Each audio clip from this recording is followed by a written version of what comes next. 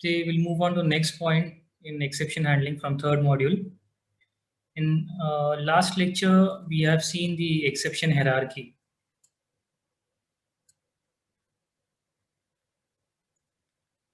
Now we see the different, I can say, types of exceptions used in Java. There are basically two types.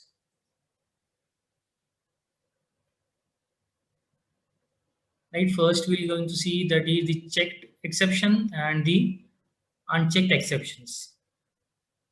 Third type of exception, you can say it is an error, but in terms of exception where we handle these exceptions, the basic difference between error and exception would be that error must be resolved. So in terms of handling, rather than letting your program crash in the middle of the application, we handle it somehow at compile time and at runtime, whereas errors cannot be handled. They are directly being terminated, right? Your program is terminated right away. So difference you can say between having an checked exception and an unchecked exception is that the kind of checked exceptions are being checked at the compile time, whereas unchecked are checked at the runtime. So this is the basic, you can say, difference you can see between these two exceptions.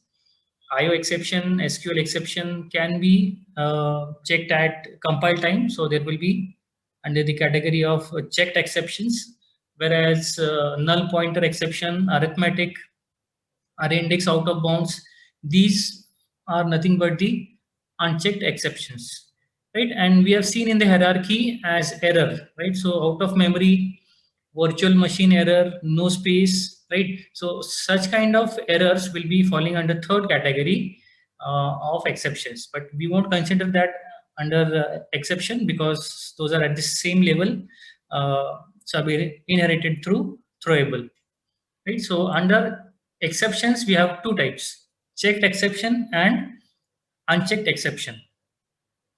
So to handle exception, we need to write some code, right? So for writing that code, we need these five keywords: try, catch, throw, throws, and finally. These five keywords are used to handle exception programmatically. So if you are having any kind of exception, you will be requiring these five keywords to handle that, right? So basically try is used to specify a block where you are going to place your exception, right? And catch is the block which is used to handle the type of exception, of what kind of exception is try going to throw. You need to handle it, right? So try and catch will be hand in hand. It will be one block, where is in if you are having an exception in a particular block of code, then in that block of code you will be applying try keyword. That try will throw exception, and that exception thrown by the try block has to be handled by the catch block. So type of exception, whichever will be generated, will be handled by the catch block. So we'll see later these throws, and finally also. Basically, these are also used to handle the exception. Throw is basically a keyword, and it is used to throw an exception, whereas throws is used to declare the exceptions, right? It doesn't throw an exception. It specifies that there might be an exception in the method, and that is always used for as a method signature into your entire program for that specific kind of exception, right? So it is used to declare exceptions, whereas finally is a block. Finally is used to execute the most you can say significant code of your program, whether it is executed uh, as an exception or it is handled or not, right? So throws, and finally are also part of handling the exception programmatically. But basic, if you see, when you have an exception, you put it in the try block, and what kind of exception is going to be thrown will be catched by the this catch block, right? So type of exception will be defined over here. Now we see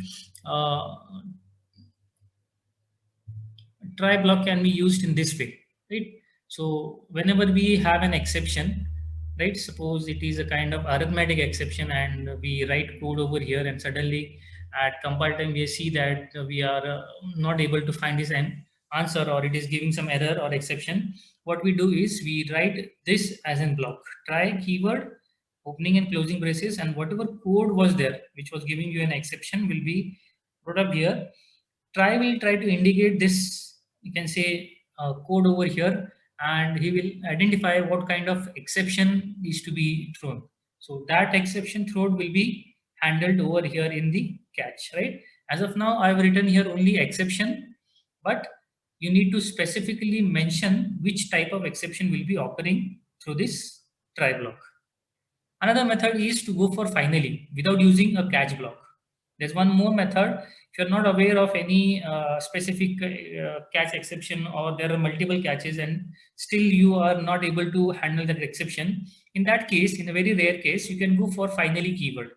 Finally, even if catch handles the type of exception, finally will be executed in any case, right? Even though your exception is being caught, and after try catch this finally block, even though you have caught your exception in this catch block, finally will again be executed, right? So in any case, whether your exception is being caught or not, in any case finally will be executed.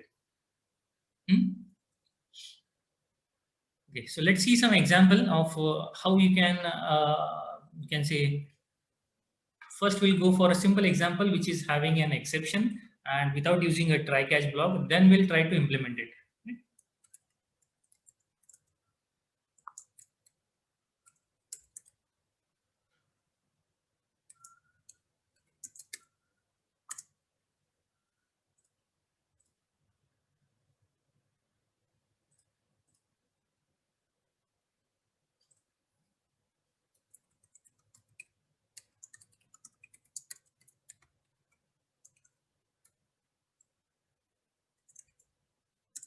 So we take a variable.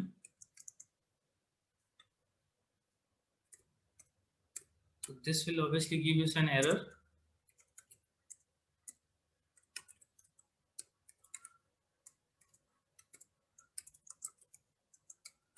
I'm just putting this message because this will not be displayed.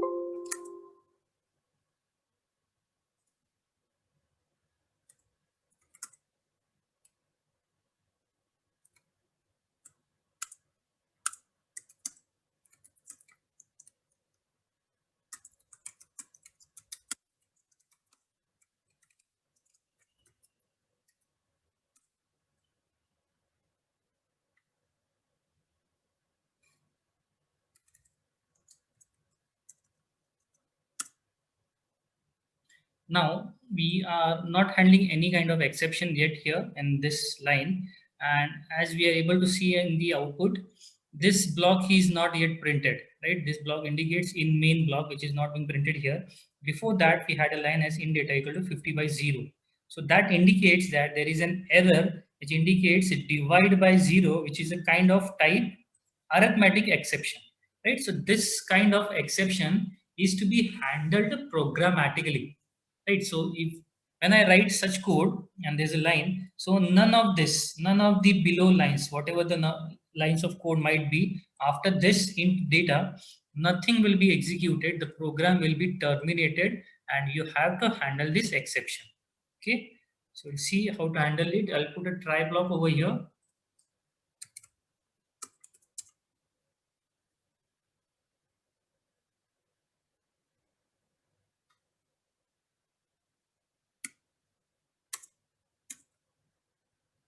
And we'll have this catch block.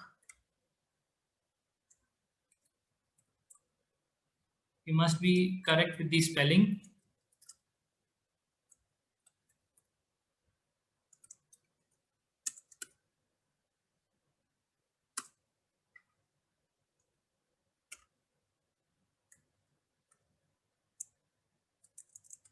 You just see the message.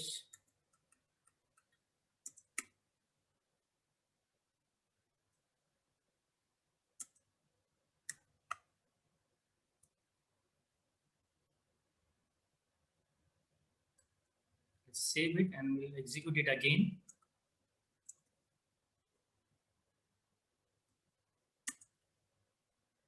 Okay, now you can see our program is successfully executed as well as compiled. It has taken both the lines, as main block is also executed in the very last, and then in the first where there was an exception, it's handling here, right? It is handling here that arithmetic exception is being handled and the program is executed, entirely program is executed successfully. In initial, where we did not use this try and catch keyword, we had only two lines of code, that was int data divided by 0 error line and the SOP, right? So in this case, what it is doing, we are handling this exception, right? Even though we are having the same line of code, it will be getting an exception as arithmetic exception. So it will be giving you that this has to be handled.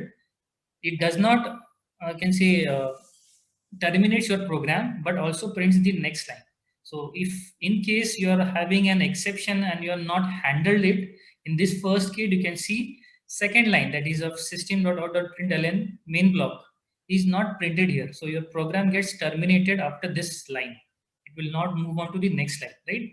So if you're not handling exception and you're having n number of code of lines here over here after this, none of the lines will be executed unless and until you handle this exception. So this is a, you can see how exceptions can be handled via using try catch block. Now